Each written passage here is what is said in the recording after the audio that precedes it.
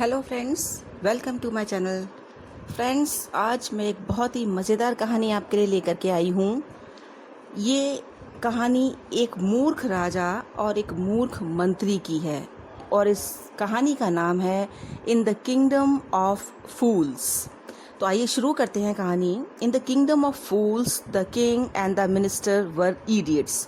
वो दोनों ही मूर्ख थे और उन दोनों ने ये आदेश दे रखा था कि उनके राज्य में दिन को रात बना दिया जाए, रात को दिन बना दिया जाए। यानी कि उन्होंने लोगों को ये आदेश दिया कि लोग रात में काम करें और दिन में सोएं। यहाँ तक कि उस शहर के जो पशु पक्षी थे उन सबको भी ये बात समझा दी गई थी कि आपको दिन में सोना है और रात को जगना है, और जो भी इस ऑर्डर को फॉलो नहीं करेगा उसे मौत की सज़ा दे दी जाएगी। और राजा के डर की वजह से सभी लोगों ने जैसा उनसे कहा गया वैसा करना शुरू कर दिया। इससे राजा और मंत्री दोनों खुश हो गए। तो अब हालात ये है इस सिटी में कि यहाँ दिन में लोग सो जाते हैं, मवेशी सो जाते हैं, और रात को उठ करके सब अपने अपने काम पे लग जाते हैं। यानी दुकानें रात को खुलती हैं, खेत रात को जोते जाते हैं, सारे काम उल्टे होते हैं। एक बार इसी शहर में एक गुरु और उनका चेला इस शहर में आए, और जब उन्होंने आसपास देखा तो ये शहर बहुत सुंदर था। पूरा दिन निकला हुआ था लेकिन उन्हें आसपास कोई दिखाई नहीं दिया। अब वो ये दोनों सोच के हैरान कि क्या हुआ, कहाँ गए सारे लोग। लेकिन वो जिस घर में देखते सभी लोग सोए हुए मिलते, यहाँ तक कि जितने भी पशु थे उस घर के बाहर वो सब भी सो रहे थे। अब वो हैरान होकर सारा दिन उस शहर में घूमते रहे। जैसे ही रात होने लगी उन्होंने देखा कि सारे लोग उठे और अपने अपने काम पर चल दिए। अब ये दोनों बड़े हैरान, लेकिन अब तक घूमते घूमते उनको भूख लगाई थी, इसलिए उन्होंने कुछ खाने पीने का सामान खरीदा। अब उनको एक और हैरानी करने वाली बात नजर आई। यहाँ हर चीज़ का एक ही मूल्य था, एक ही कॉस्ट थी, एक डुड्डू। एक डड्डू में आपको हर चीज़ मिलेगी, चाहे आप चावल खरीदिए, चाहे आप केले खरीदिए, चाहे आप घी खरीदिए या गेहूं खरीदिए, हर चीज़ आपको एक डड्डू में मिलेगी। अब गुरु चेला ने सारा सामान खरीद लिया, अपना एक जगह बैठ के सारा सामान पका लिया, खा लिया। उसके बाद गुरु को ये एहसास हुआ कि ये तो मूर्खों का देश है, हमें यहाँ रुकना नहीं चाहिए। अब जब उसने अपने चेले से बोला तो चेला जो है बड़ा खुश था कि इतने सस्ते दामों में मेरे को सब कुछ खाने को मिल गया। चेला हमेशा भूखा रहता था, उसे लगता था इतने सस्ते दामों में हर चीज़ खाने को मिल रही है तो मैं यहाँ से क्यों जाऊँ। गुरु ने उसे समझाने की कोशिश की कि देखो ये सही नहीं है, ये लोग मूर्ख हैं और पता नहीं अगला कदम इनका क्या हो और ये तुम्हारे साथ क्या कर दें। लेकिन चेला मानने को तैयार नहीं था। उसे तो बस ये था कि मुझे अच्छा सा खाना खाने को मिल रहा है, वो भी सस्ते दामों में। उसने मना कर दिया तो गुरु बोला ठीक है, जो तुम्हारे मन में आए करो, आई एम लीविंग नाउ। ये कह के गुरु चले गए। अब एक नया किस्सा हुआ कि एक रईस व्यापारी के घर में एक चोर ने सेंध लगा दी, मतलब दीवार तोड़कर घुस गया। और जब अपनी चुराई हुई चीज़ों को वो बाहर लेके जा रहा था तब उस पुराने घर की एक पुरानी सी दीवार उसके सिर पर गिर गई, वो उसी समय मर गया। अब चोर के भाई ने राजा से शिकायत कर दी कि भाई ऐसे ऐसे मेरा जो भाई है वो अपने काम पे गया हुआ था और उस मर्चेंट के जो घर है उसकी दीवार ने मेरे भाई को मार डाला, तो मर्चेंट जो है उस पे मेरा आरोप है, आप उसको सजा दिलवाइए। अब जब राजा ने सुना तो उसने तुरंत उस मकान के मालिक को बुलाया और उससे कहा हाँ भाई, तुम्हारे ऊपर ये इल्ज़ाम लगाया गया है कि तुमने जो है इस बेचारे आदमी के भाई को मार डाला, तुम्हारी दीवार अच्छी नहीं बनी हुई थी, वो मर गया, तो अब तुम्हें सज़ा दी जाएगी। तो उसने कहा कि महाराज मेरी बात सुनिए, ये दीवार मैंने तो बनाई नहीं है, और जिसने बनाई है वो मेरे पिताजी के समय में बनाई थी उसने, और मैं जानता हूँ वो आदमी कौन है, तो मैं आपको उसका पता देता हूँ, वो पास में ही रहता है, आप उसे सज़ा दीजिए। राजा बोला बहुत अच्छा। अब उस ब्रिकलेयर को बुलवाया गया जिसने वो दीवार बनवाई थी। अब दीवार बनाने वाला आया डरते डरते, तो उससे कहा गया हाँ भाई तुम लोग कैसे दीवार बनाई तुमने, इतनी बेकार दीवार के एक बेचारे गरीब आदमी में गिर गई और वो मर गया।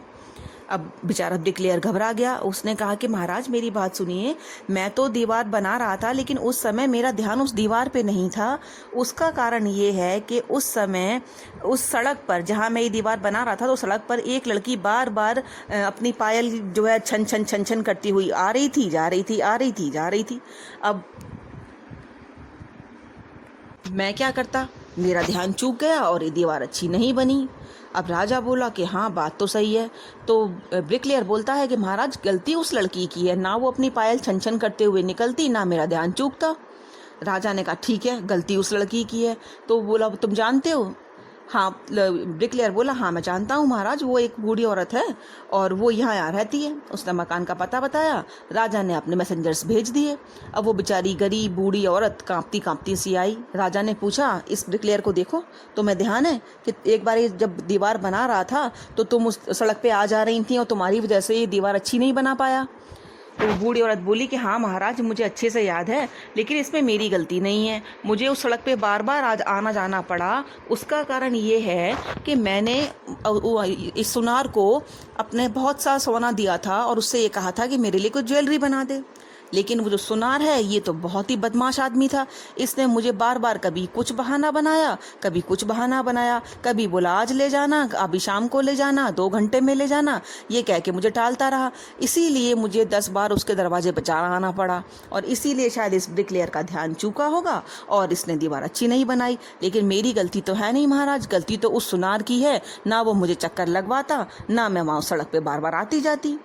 अब महाराज को लगा कि ये तो बहुत रहस्य गहराता जा रहा है, लेकिन ऐसा लगता है कि ये सारा दोष जो है सुनार का ही है।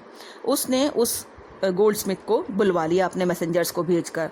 अब वो गोल्डस्मिथ अपनी दुकान के कोने में जाके छिप गया था। उसे जब सुन लिया था कि ऐसा ऐसा केस चल रहा है तो वो डरा हुआ कोने से चिपका खड़ा हुआ था। लेकिन जो मैसेंजर्स थे वो उसको पकड़ करके ले आए, उसके हाथ पैर बांध के। अब वो सुनार बेचारा बहुत डरा हुआ। उसने कहा महाराज, मेरी गलती नहीं है, आप मेरी बात तो सुनिए। मैंने इस लड़की को इसलिए बार बार चक्कर लगवाए थे क्योंकि उस समय मैंने एक रईस मर्चेंट के ज्वेलरी बनाने का काम लिया हुआ था और उस मर्चेंट के घर में शादी आ रही थी। अगर उसके टाइम पे जेवर नहीं मिलते तो मेरा काम खराब हो जाता और उसके जेवर पूरे किए बगैर मैं इसके जेवर नहीं बना सकता था। इसलिए मुझे उसके जेवर बनाने में देर हो गई और इस लड़की को बार बार चक्कर लगाने पड़े। लेकिन इसमें मेरी गलती कोई नहीं है महाराज। अब महाराज को लगा कि हाँ, ये बात सही है। अब न्याय जो है वो अपने पूरा सर्कल में आ गया, यानी कि हमें असली कल्प्रिट जो है वो मिल गया और वो कल्प्रिट वही व्यक्ति है जिसने अपने सोने के जेवर बनाने को इस गोल्डस्मिथ को दिए थे। अब उसका नाम पूछा गया तो पता चला कि ये वही मर्चेंट है जिसके घर की दीवार उस चोर पर गिरी थी और वो चोर मर गया था। उसी मर्चेंट के फादर का उस गोल्डस्मिथ ने नाम लिया। तो राजा बोले कि लौट फिर करके वही बात आई कि वही मर्चेंट दोषी पाया गया है। अब उस मर्चेंट को फिर से बुलवा लिया गया। मर्चेंट ने कहा महाराज, मेरे तो पिताजी ने ऑर्डर दिया था ज्वेलरी बनाने का, उसमें मेरी क्या गलती है? वो तो मर चुके, अब मुझे क्यों पकड़ा गया? तो महाराज बोलते हैं कि भाई गलती तुम्हारी है। जब पिताजी की सारी विरासत की चीज़ें मिली, सोना चांदी मिला, वो सब भी तो तुम्हें मिला, तो उनके जो पाप हैं वो भी तुम्हें मिलेंगे, उनकी सज़ा भी तुम्हें मिलेगी। इसलिए अब फैसला ये किया जाता है कि तुम्हें फांसी पर लटका दिया जाए। उस बेचारे ने बहुत कोशिश की, बहुत मनाने की कोशिश की, लेकिन राजा नहीं माना। उसे बहुत सेटिस्फेक्शन था कि मैंने बिल्कुल सही न्याय कर दिया और ये मर्चेंट को लटका दो फांसी पे। अब इस बेचारे के लिए एक नया फंदा बनाया गया, लेकिन इसका नसीब अच्छा था कि जो फंदा है उसके हिसाब से ये मर्चेंट बहुत पतला था, फंदा थोड़ा सा मोटा बन गया। अब राजा और मंत्री ने सोचा कि क्या किया जाए। तो मंत्री ने कहा कि महाराज एक काम करते हैं, इस फंदे के लायक मोटी गर्दन वाला एक व्यक्ति पकड़ लाते हैं, उसे फांसी पर चढ़ा देते हैं। राजा को लगा हाँ सही बात है, यही न्याय है। उसने कह दिया ठीक है, जाओ बुलवा लो। अब एक मोटे आदमी को ढूंढते ढूंढते उसके जो सर्वेंट्स थे राजा के, वो उसी चेले के पास पहुंच गए जो अब तक खा पी करके घी, दूध, चावल और सब कुछ सस्ता सस्ता मिलता था, वो सब कुछ खा खा करके एक मोटे बैल जैसा हो गया था। उसको पकड़ करके लाए और फांसी पर चढ़ाने की तैयारी कर दी गई। वो बहुत रोया, गिड़गिड़ाया कि मैं तो सन्यासी हूँ, मेरी कोई गलती नहीं, मैंने कुछ नहीं किया। लेकिन किसी ने उसकी बात नहीं सुनी क्योंकि ये मूर्खों का शहर था। अब उसने मन ही मन अपने गुरु को याद किया और उनसे बोला कि गुरुजी मुझे आगे बचा लीजिए। गुरु जो हैं उनके पास कुछ मैजिकल पावर्स थी, उन्होंने उसकी बात अपने ध्यान में सुनी और तुरंत उसकी हेल्प करने के लिए प्रिजन में पहुंच गए। अब जहाँ पे उसको फांसी दी जा रही थी वहाँ पर जब पहुँचे तो उस गुरु चेला जो है देख करके उसने सारी बात समझाई। तो गुरुजी ने उसको डांटा और उसके कान में कुछ बोला। अब वो गुरु जो है वो सीधे राजा के पास पहुंच गए और उनसे बोलते हैं कि महाराज आप तो इतने समझदार हैं, आप ही बताइए गुरु बड़ा कि चेला। महाराज ने कहा इसमें तो कोई संशय ही नहीं है, कोई डाउट नहीं है, गुरु ही बड़ा होता है।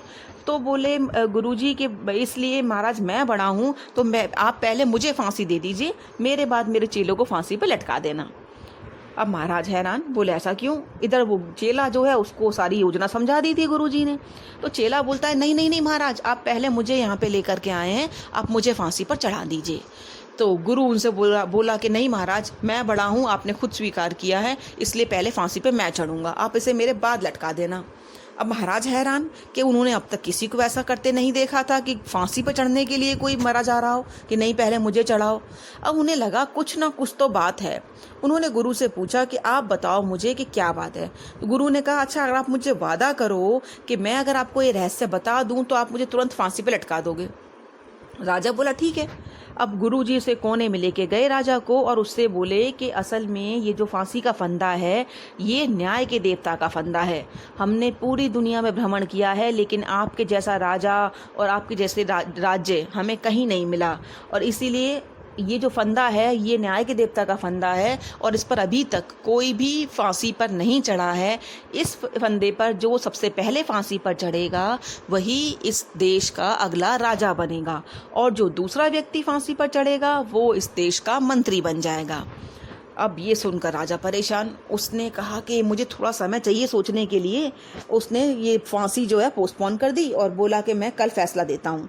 अब मंत्री से आके सलाह की, मंत्री से बोला कि अगर ऐसा है तो मतलब वास्तव में अगर ये अगले जन्म में इस देश के राजा और मंत्री बन गए तो हमारे हाथ से राजा का पद छिन जाएगा, तो हम अपने ही राज्य को किसी और के हाथों में क्यों सौंप दें।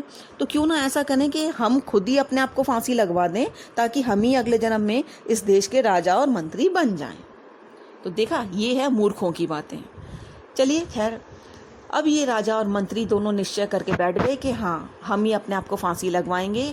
उन्होंने जो फांसी लगाने वाले थे उनको ऑर्डर किया कि भाई आपके पास रात को कैदी भेज दिए जाएंगे और जो पहले आए उसे पहले फांसी पर चढ़ा देना, जो बाद में आए उसे बाद में फांसी पर चढ़ा देना, और वैसा ही करना जैसे कहा गया है, कुछ गड़बड़ नहीं होनी चाहिए।